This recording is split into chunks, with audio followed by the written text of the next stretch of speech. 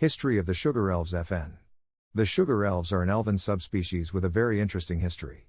As their name indicates, they adore anything sugary, and unlike other beings, not only is it not harmful, it's actually very good for them.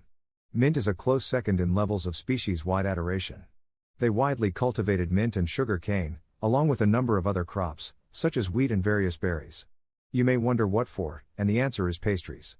Not only do sugar elves love raw cane, they also love making the sugar into other things. This also helped trade greatly, and the society was flourishing. It also helped that they were entirely egalitarian, even farming and military, though they didn't really need the military until much later. Part of this is because male and female elves, like the fairies, are much more biologically similar than male and female humans. But things took a turn for the worse when a trade dispute between the Sugar Elves and a nearby tribe of gnomes escalated very quickly. It got bloody, and when the relatively small military was crushed, the Sugar Elves had no choice but to evacuate.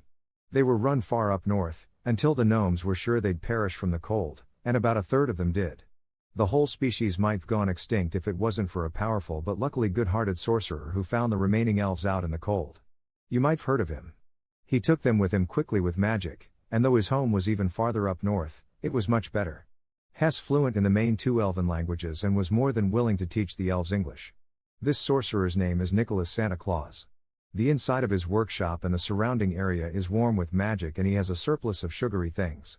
The elves were so grateful to Claus and his wife that they decided to stay there and work for them by making toys, tending to their reindeer, and keeping the old couple company.